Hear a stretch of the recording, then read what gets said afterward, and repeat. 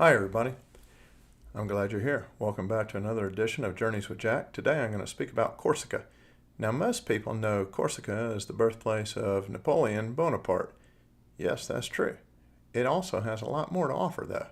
It has some beautiful beaches, in fact one of the most beautiful I've ever been to, as well as some stunning scenery, mountains, and some great wildlife that you might see passing through some of the wilderness areas. So keep your wits about you and your eyes open. You're going to have a great time. My wife Eleanor and I went there traveling over from Sardinia via ferry. So we used the Icanusa line ferry, with which I was most pleased, and left very early in the morning from Santa Teresa de Galera. Now I found it kind of curious. Icanusa is the ancient Greek name for Sardinia.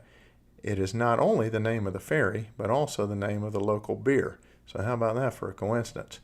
Anyway, try to go early in the morning because it gives you a little bit more time to explore. We went to Bonifacio and stayed for a couple of days. It was spectacular.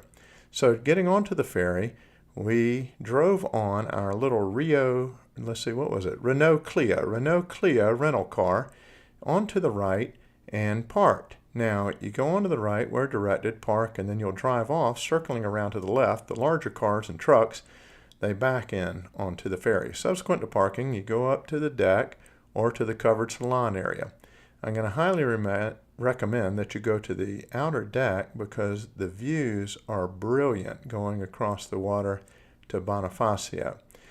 Bonifacio was built in the 800s, founded by Count Boniface of Tuscany, in its location as a defensive measure against pirates who were marauding the Mediterranean at the time.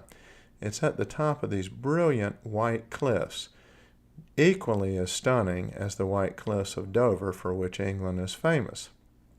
Now, this city grew up at the top of this cliff system with a harbor down below. It is hundreds of feet from the harbor up to the city. When we arrived, we drove off of the ferry at about 10 o'clock. You come up a slight rise and to the main road up to the old town. Unfortunately, we drove directly past our hotel on the left and finally figured out we'd gone too far when we reached the harbor area and stopped at a grocery store, asked directions, and they told us, hey, you got to turn around, do this, that, and the other. And so after a few machinations at the roundabout, we went back up the hill. So we went back up the hill, and across the street from the hotel, carved out of the sandstone cliffs, is a parking lot. It was excellent.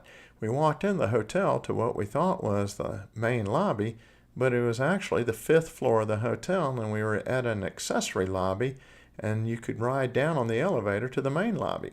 Our room wasn't quite ready since we'd arrived about 10 a.m., so we left our luggage with the person in the accessory lobby and went down to the harbor area, bought some freshly baked bread and some French cheese, walked around a bit, checked it out, met the harbor captain, and then we went back up to to the accessory lobby, checked in, and then headed up to go see the old town. Now, we drove up the hill and parked along the road. The parking is sparse in the Hauteville area. That's what the old town is called, Haute being high in French and ville being city or town.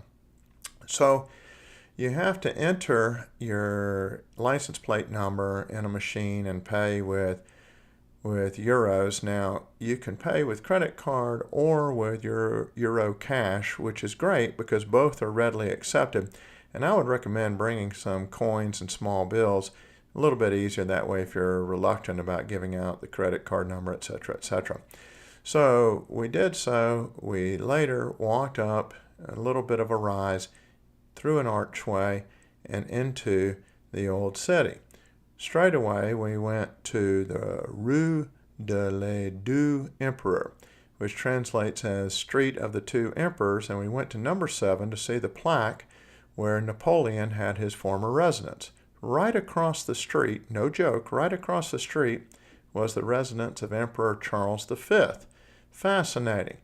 We then subsequently kind of wandered around the old streets looked at some various and sundry different souvenir shops and sites of interest, looked through the archways out to the ocean, went up and checked out some of the old ramparts.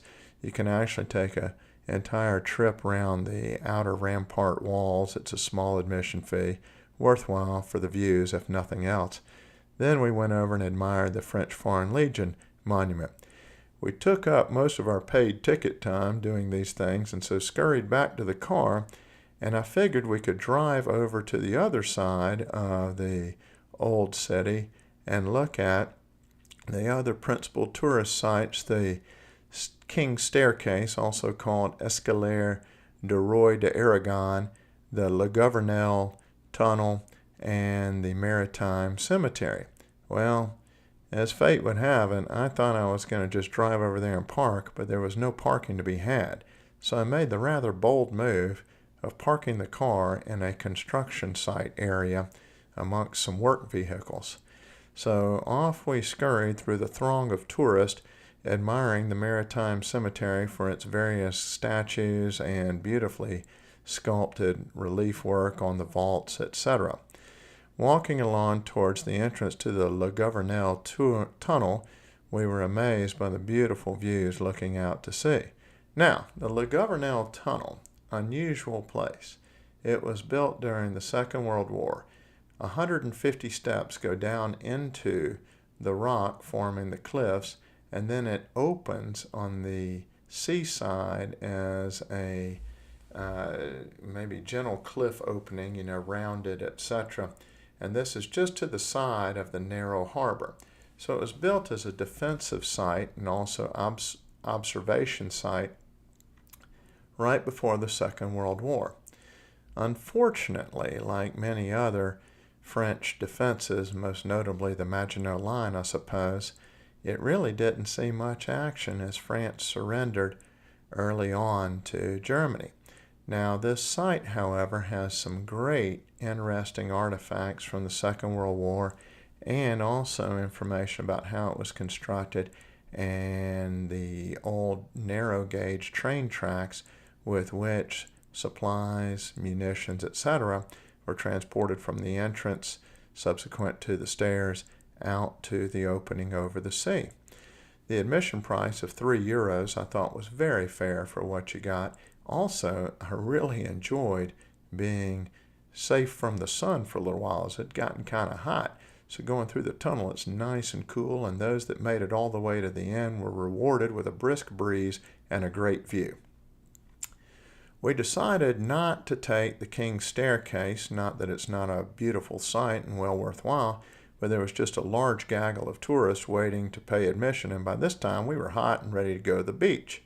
So we headed down in our little rental car through the main road, past our hotel, down to the harbor, and picked up the T10 expressway, if you wish. It's really just a two-lane road, but it's their principal highway that goes out to the beaches, and we checked out Santa Giulia, that's Giulla, and Palambaggia. Now, we opted to go to Palambaggia ultimately for 2 days because the parking was much closer and easier to handle. The parking at Santa Giulia, you had to walk a long way, like in some instances maybe a mile.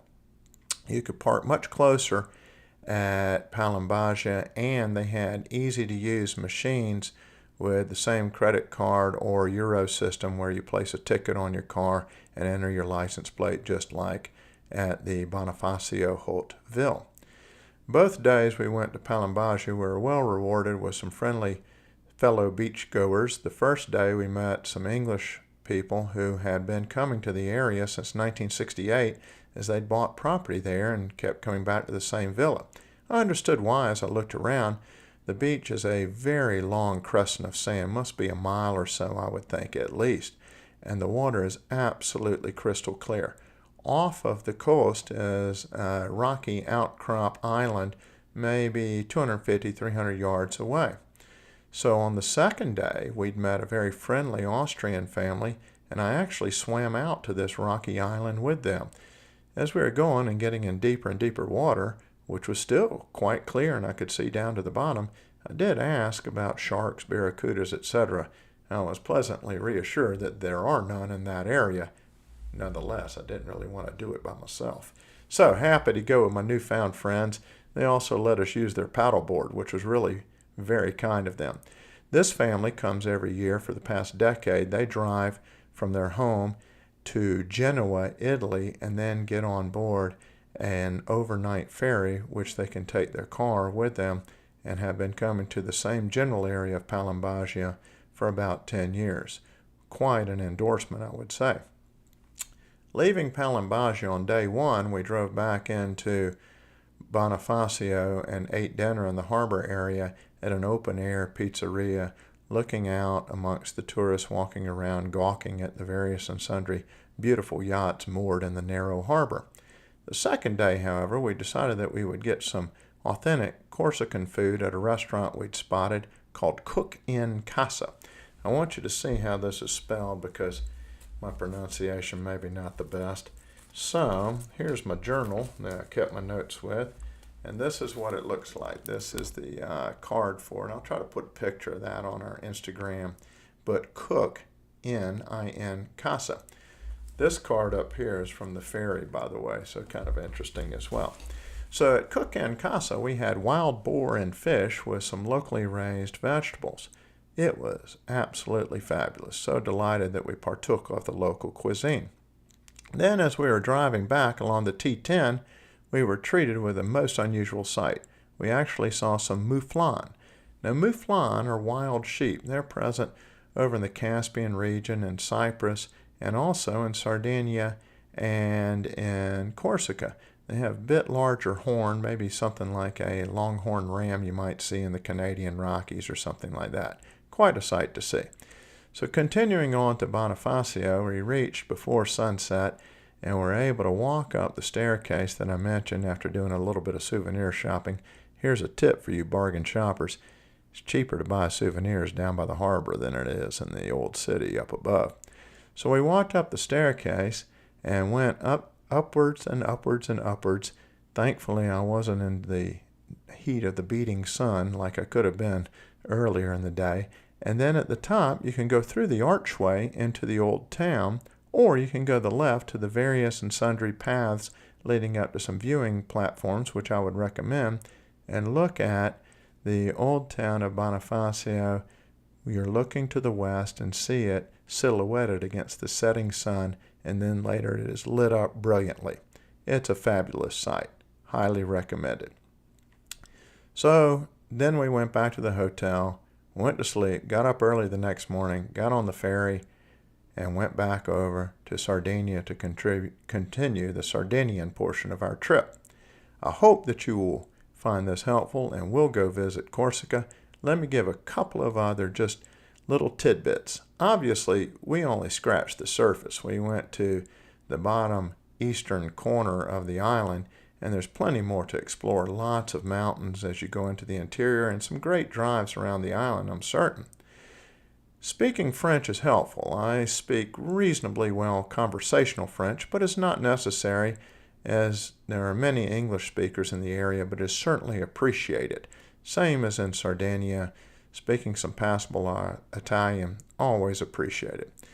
The other great thing is that you can use cash and credit card, so that's pretty easy, particularly for small purchases.